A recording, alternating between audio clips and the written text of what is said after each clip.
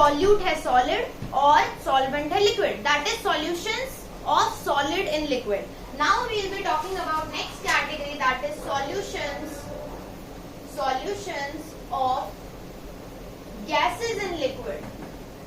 मतलब solute क्या है, gases है, और solvent क्या है, liquids है. Example, oxygen dissolved in water. Oxygen dissolved in water, right?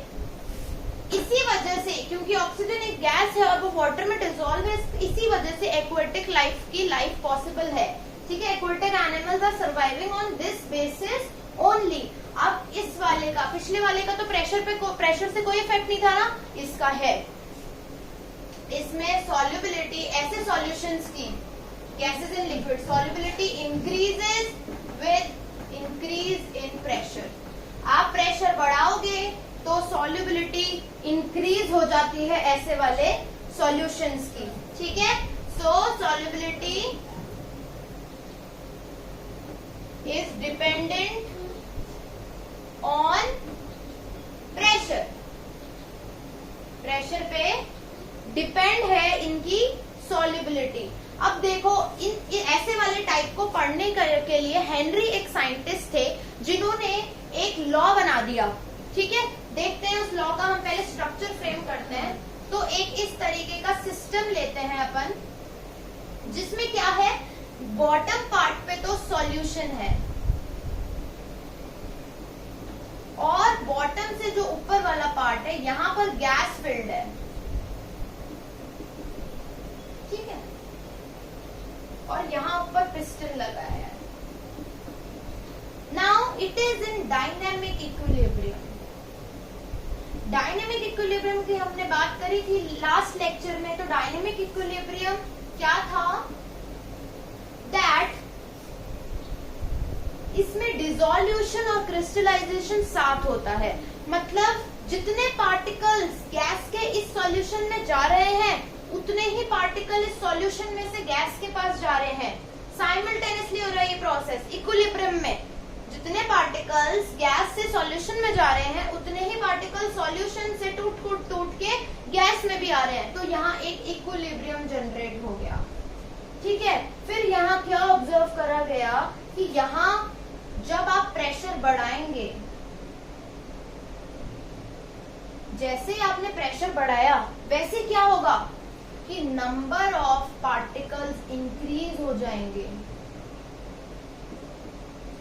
Number of particles increase हो जाएंगे यहाँ पे प्रेशर बढ़ाने से. और जो ये आप सिस्टम पूरा ले रहे हो, सॉल्यूशन का फेज का और गैस फेज का, ये आपने किसी एक स्टैंडर्ड टेम्परेचर और प्रेशर पे लिया है. स्टैंडर्ड टेम्परेचर और प्रेशर. ठीक है, कोई टेम्परेचर और प्रेशर फिक्स कर लिया, उस पे ये सारी बातचीत हम कर रहे हैं और उसी टाइम पे डायनेमिक इक्विलिब्रियम उस पे एस्टैब्लिश्ड है. फिर हमने प्रेशर बढ़ा दिया तो नंबर ऑफ पार्टिकल्स बढ़ने लग गए, उसमें हलचल बढ़ने लग गई. ये है हेनरीज लॉ का बेसिस, एक्सपेरिमेंट सेटअप है ये. अब क्या हुआ, हेनरी ने कहा कि जैसे ये देखा गया ना कि प्रेशर बढ़ गया, नंबर ऑफ पार्टिकल्स बढ़ गए और कहीं ना कहीं सॉल्युबिलिटी भी बढ़ रही है, क्योंकि ये तो है ना, सॉल्युबिलिटी बढ़ रही है विद इंक्रीज इन प्रेशर. तो ये हेनरी लॉ इसी टाइप में तो है. तो सॉल्युबिलिटी इज आल्सो इंक्रीजिंग. तो हेनरी ने कहा, you can note it down, pause the video and note it down. So ये सब बातें देखकर हेनरी ने क्या रिलेशनशिप निकाला,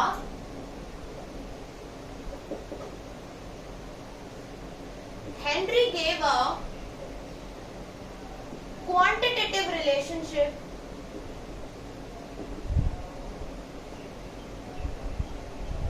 between, किस किस के बीच में उसने क्वांटिटेटिव रिलेशनशिप दिया, solubility of gas and partial pressure of gas.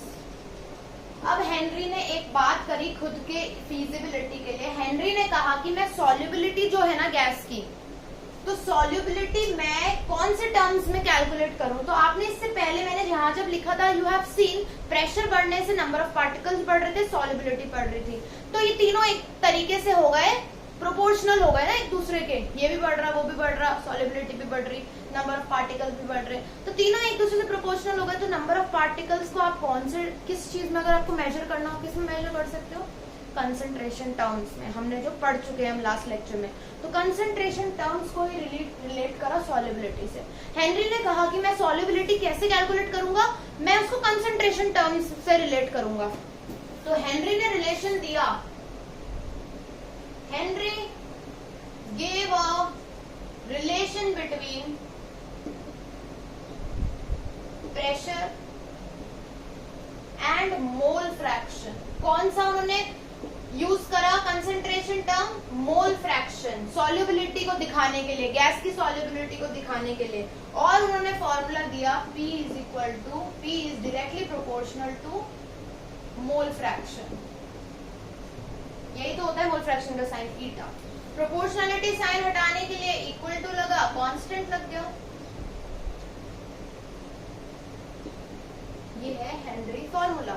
Now if we plot a graph between P pressure and mole fraction of the gas, we'll get obviously a straight lines with slope kh. Now what is this kh? Kh is Henry's constant and what is it? एक तो Henry's constant है kh, और क्या है? kh is different for different gases। हर एक gas के लिए kh की वैल्यू अलग होती है। ऐसे मत सोच लेना कि कांस्टेंट्स, यूजुअली कांस्टेंट्स जो होते हैं किसी भी क्वांटिटेटिव रिलेशनशिप में कांस्टेंट्स की वैल्यू फिक्स रहती है ना। जैसे स्पीड ऑफ लाइट की कांस्टेंट होती है वैल्यू 3 × 10⁸ मीटर पर सेकेंड। बहुत सारे कांस्टेंट्स है, ठीक है, हेजनबर्ग की। तो वैसे ही इस तरीके से देखा जाएगा कि यहाँ पर kh कांस्टेंट नहीं है, हेनरी कांस्टेंट नहीं होता, बट वो डिफरेंट होता है डिफरेंट गैसेस के साथ में, ठीक है। You can note it down.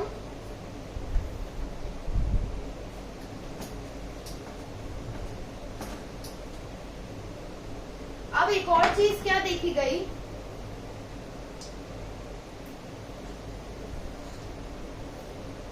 कि जब टेम्परेचर कम होता है ना, when temperature is low, तो solubility ज्यादा होती है, ठीक है। इसी का रीजन है, कंसेप्चुअल क्वेश्चन आता है, this is the reason that aquatic animals feel more comfortable in cold water than warm water। अब टेम्परेचर ज्यादा होगा अगर पानी का, तो उसमें ऑक्सीजन उस पानी में कम घुली हुई होगी, सॉल्युबिलिटी कम होगी, तो एक्वेटिक लाइफ के लिए मुश्किल हो जाएगा रहना, सर्वाइवल मुश्किल। और अगर कोल्ड वाटर होगा, जैसे टेम्परेचर कम है तभी तो कोल्ड वाटर है, तो सॉल्युबिलिटी किसी भी गैस की, जैसे ऑक्सीजन की पानी में सॉल्युबिलिटी ज्यादा हो जाएगी। तो aquatic animals feel much more comfortable in cold water than in warm water. Application देखते हैं हेनरीज लॉ की, रियल लाइफ में क्या एप्लीकेशन है। तो जो लोग हाई ऑल्टीट्यूड पे रहते हैं ना, the people living at high altitude और द माउंटेनियर्स, क्लाइंबर, जो जिनका ज्यादा टाइम माउंटेन्स पे स्पेंड होता है, वो लोग के ब्लड में ऑक्सीजन कम होता है। Low pressure of oxygen at high altitude leads to low concentration of oxygen in blood of mountaineers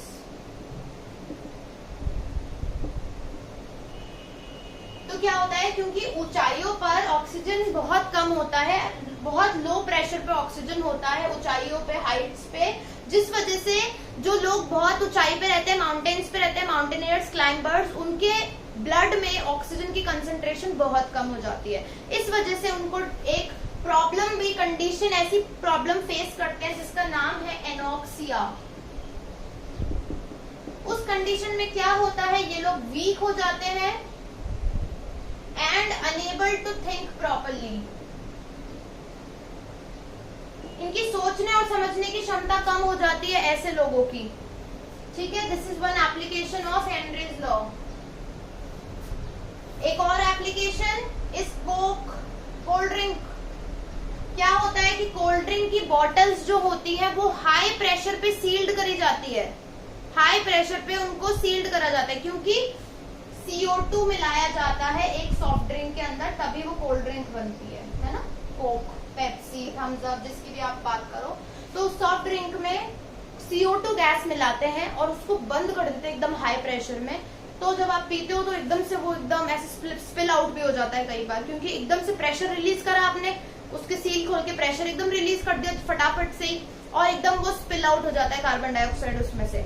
आप ऐसा भी ऑब्जर्व करते हैं कि थोड़ी देर अगर आपने उस सॉफ्ट ड्रिंक को फ्लैट रख दिया, कैप खोल के आपने उसको रख दिया, व्हाट यू विल ऑब्जर्व, वो सॉफ्ट, एकदम सॉफ्ट हो जाएगी वो ड्रिंक, उसमें अब CO2 बचेगा ही नहीं, ठीक है। तो इसमें भी हेनरीज लॉ ही अप्लाइड है, दैट CO2 की सॉल्युबिलिटी को देखने के लिए उसके अंदर CO2 के सॉल्युबल उसको करने के लिए सॉफ्ट ड्रिंक के अंदर क्या किया जाता है, उसको हाई प्रेशर में बंद करा जाता है, सील पैक, मतलब high solubility of gas is proportional to high pressure.